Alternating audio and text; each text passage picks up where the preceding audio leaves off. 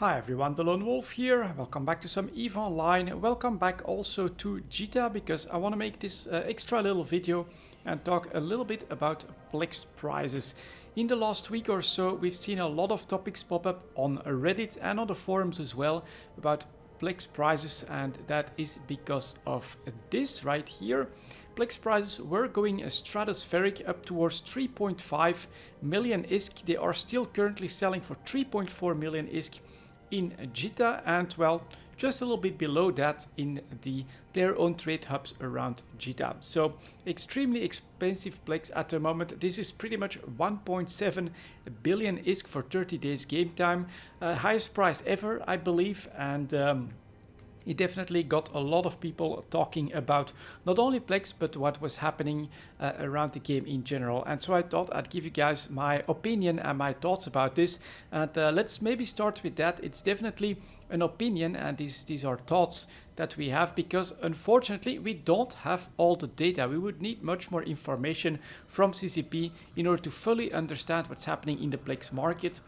Things like number of active subscriptions, number of Plex being bought, number of Plex being used for Omega, number of Plex going to skill extractors. So we need so much more information to get the full picture that at the moment everything we are discussing is basically speculation.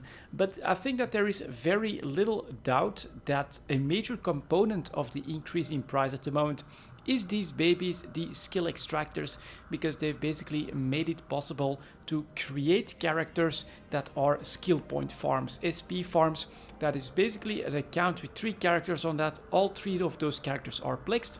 They have the best possible implants, and all they do is train skill points so that they can be extracted later on and then sold to the market. And this of course means a lot of extra demand for Plex, because not only does every skill point farm character need to be plexed, as it now needs to be an Omega in order to actually keep accruing the skill points at the economical rate, but you also need Plex in order to buy these skill extractors. And so this is a little bit of a double whammy.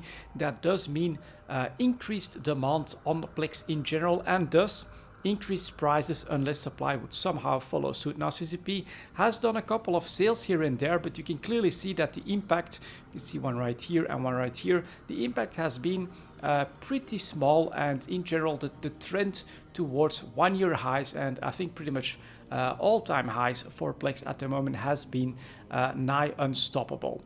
One thing though that I don't fully agree with is that this is like the end of the world, and that this is EVE Online starting to hyperinflate and starting to die. I personally don't really feel like that's the case, because I agree with a lot of the posts that said that it's probably skill point farms that are creating all of this extra demand. There are people that have dozens of accounts and some hundreds of characters that are training just for SP in order to extract them, and that of course creates so much extra demand that these prices are going up. But the one thing to note is of course that the skill injectors prices are following suit. Look at that, shooting straight through the 800 million mark, now going for 835 million for a large skill injector. And I was talking about this in EVE Talk. I would not be surprised if at some point in the pretty near future we'll actually get to 1 billion ISK for a large skill injector.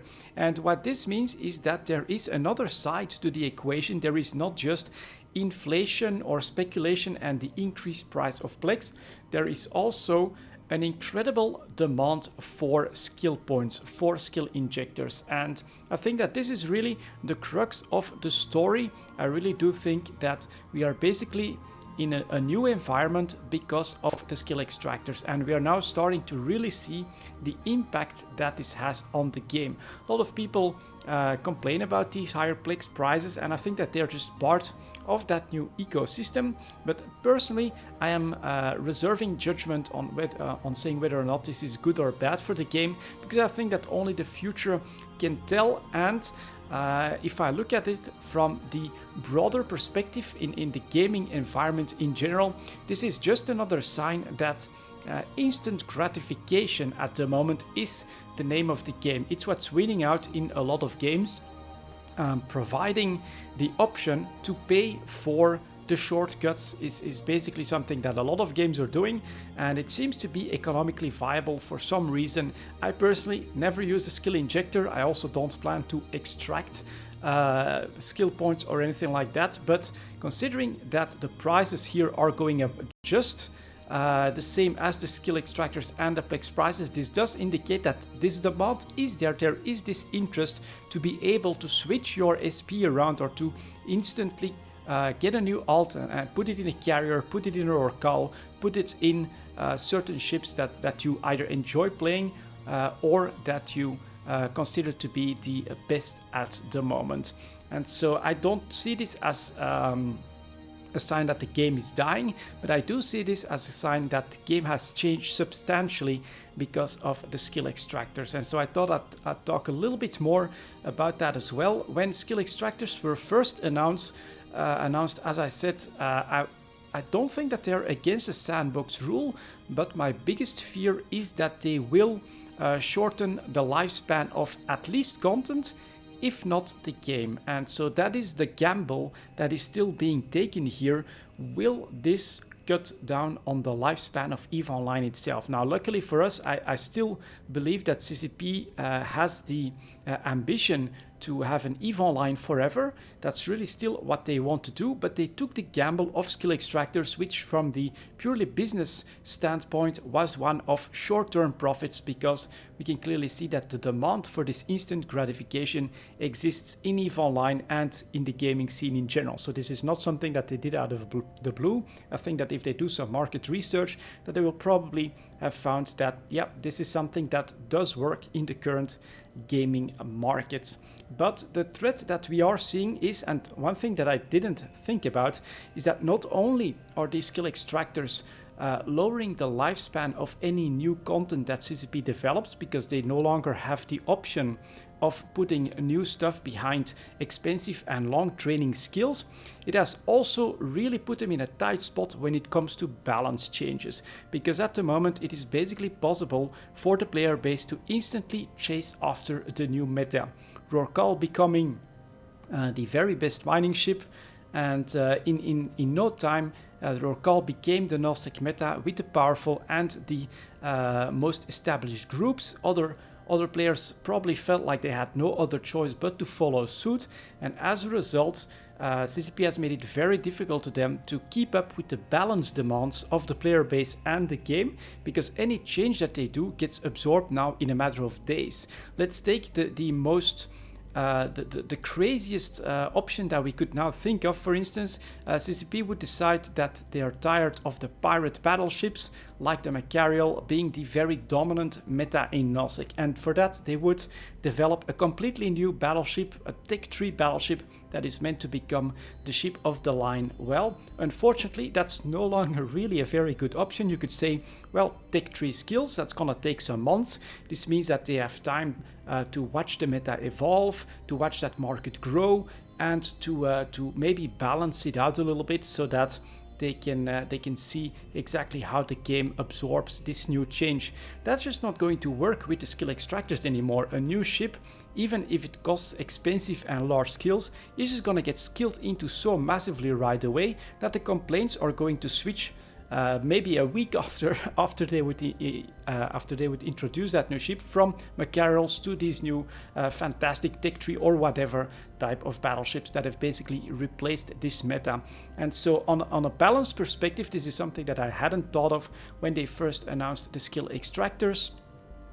It is making it very difficult for CCP to keep up with the player base here, and that is, I think, part of the reason why you're seeing so many more complaints about the game feeling stale, the game needing more efforts on the balancing passes in it, and that is because at the moment, yeah, the players can very easily, and often do in very large group, chase the meta and just exacerbate the problems that would normally have taken more weeks, if not months, possibly even years, before they would show up to these type to these kinds of sizes. And so that is something that CCP has done and probably needs to respond to. Now I see the addition of the creation of that balance team as a little bit of a response to that, and so I would say that CCP is aware of this and that they're going to try to remedy it, but I have to be honest, it's going to be very difficult to actually do that. I think that that's going to be their major challenge in the upcoming months and years, is going to be able to create a balancing mechanic in the game so that they don't change the meta so drastically that the player base starts to feel like they're chasing profits, because of course skill extractors are profits for CCP, and then if you would all of a sudden completely gut the raw call and invent something new that needs to be skilled for to replace it, then that's not going to be great for the player base either. But they cannot afford to balance the game so slowly anymore that it gets completely out of control either. Such as possibly with the PvE ratting problems that started showing up as well. So that I think is going to be their biggest challenge. And then another challenge is of course as well the longevity, the lifespan of new content that they are creating. Here the CCP has the same problem. They can no longer add skills to the game and hope that these skills will basically buy them some time to evaluate the content, to see how it is handled, to see if it imbalances the game.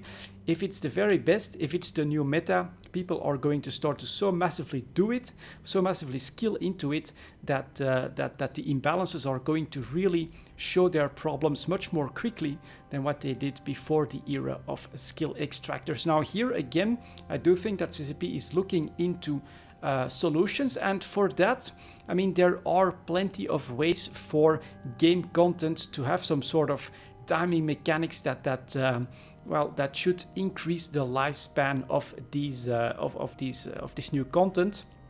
And from that perspective, I thought it was pretty interesting that I read on the test server forums that CCP is looking to make some changes and some updates to this window here, the standings window. And that is really one that I think could be used by CCP to basically provide a sort of a time sink for their newer content. It would make a lot of sense. Just look at the number of corporations that exist in EVE Online. These are just the ones that I actually have some standing with, I think. And you can see a lot of potential for CCP to somehow create a rewarding system that would also incentivize players to actually do some sort of standings grind. I mean, a lot of work to be done there, but it's definitely much more feasible, I think, to create a system like that creates longer lasting new content than to find a solution for the balancing problems that somehow last longer. I think that's almost impossible. But yeah, I do think that they'll use the standing system for that. It would actually be perfect. I can see some sort of unique vanity items for these corporations to be a major draw to get your standings to 5 or even to 10 or things like that, and then introduce that sort of stuff with the new PvE content. It might be the way to try and make that content last quite a bit longer now. So I think that's basically one of the solutions that CCP is probably looking into, since all of a sudden they are planning to do some updates to the standings window as well. And those were basically my thoughts on the Plex prizes, and of course, in my opinion, the major reason behind these massive increase in prices is actually the changes that skill extractors are bringing to the game.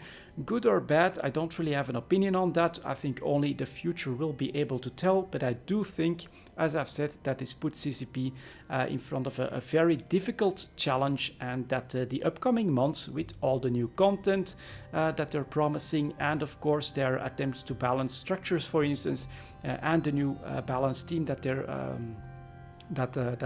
they're starting, I think does show that CCP is aware of these things, that they're going to work on that, but I still remain of the opinion that it is a monumental task to try and basically save the lifespan of balance, content, and EVE in general after the introduction of skill extractors. And if you have any comments on that, your thoughts are definitely welcome here in the comments, because I thought that all these topics were very, very interesting, and I would love to know what you guys think about the current prices of Plex and the effect of skill extractors on the game and on Plex prices. Thank you very much for watching, and I'll see you all next time.